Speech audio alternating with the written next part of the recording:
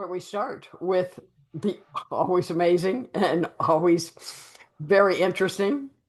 Shall I go ahead? Dr. Michael Leckie. Hi, Michael. Thank you, Kevin, and thank you, Rabina, for that lovely introduction. It is a pleasure and an honor to be here. And alongside with me, I have everyone's favorite sorceress, the award-winning Lady C, and her assistant, Miss Mick. How are you guys? Doing all right. How are you? I'm confused, but I'm good. I'm good. I'll get the hang of this one day. I know I will. Yeah, there we go. Something like that. We are going to require the assistance of somebody from our virtual audience. It's virtually an audience, and oh, it's the lovely Jill. Let's put Hello, our Jen. hands together for Jill. Hiya, Jill. How are you this day?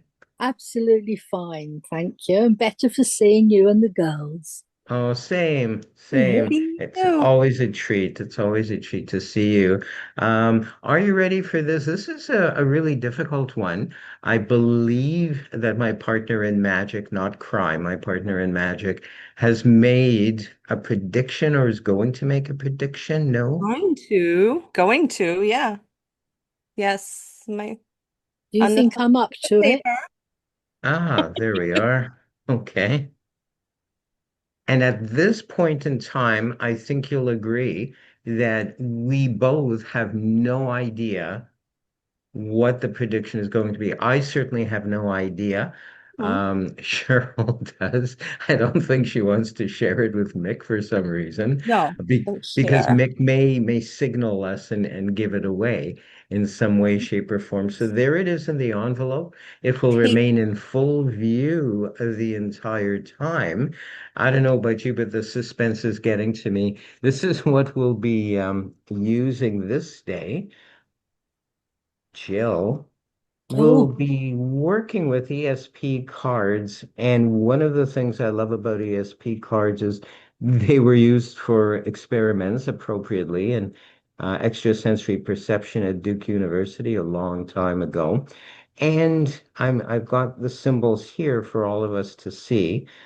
Each one subconsciously may mean something. For example, zero could be new beginnings. It could be the Fool card, just starting out.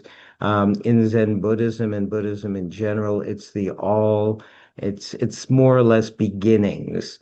The cross, if you will, often in the tarot, I liken this to the maiden who's sitting there with the two swords crossed over her heart, as if she's indecisive, as if she's at a crossroads, so to speak. Three, wavy lines often means moving forward. It's sort of like a river flowing. So there is some progress after the stalemate, if you will. The square I liken to home, security, the four walls, not imprisonment. Four walls don't necessarily mean imprisonment for most people. And the fifth, I liken to not necessarily the star in the tarot, but really the world where you have it all. And the star in certain traditions also represents all the elements, seasons, various things like that. So we'll be working with these ESP cards and a number of face down cards, of which I do not want to share with you exactly what's going on. In fact, we'll leave the stack there. I've made my prediction, if you will, in there. I'm going to try something very difficult, Jill. It will require a heightened sensitivity on my part, a sense of feel, a sense of mental ability. I'm going to place these cards under the table, and at this very moment, I have no clue as I'm shuffling them up a bit what card is where. I'm going to ask you, please, Jill, you can see these symbols, and I want you, please, if you will, change your mind a few times. I don't know if you've already selected one, but I'd like you, when I say go, to select one, to name one verbally. One, two, three, go. Which one? Square. The square. Any particular reason why? Home. Security.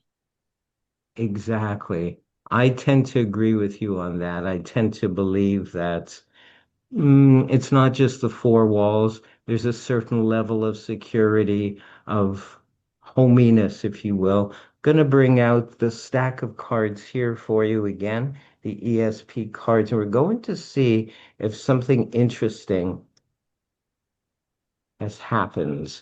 I'll spread them all out. We have the wavy lines, the cross, the O, and the star.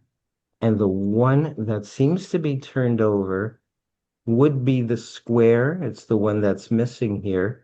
But not only is it missing from the lineup, it's now become blank. So it was a prediction of sorts, but not only that, it's the only red card I've put in the blue pack. So it is certainly the odd one out, that square. Let's check my prediction pile to see how I've done. You pick the square. I had a hunch earlier you might pick the square. And I was so sure. Again, I pulled it from a different colored pack and placed it in here. But not only that, I was so sure that all the other cards are blank as well. And I don't know how we're faring with Cheryl. Cheryl, what have you indeed predicted? Let me open my pack here. It was sealed.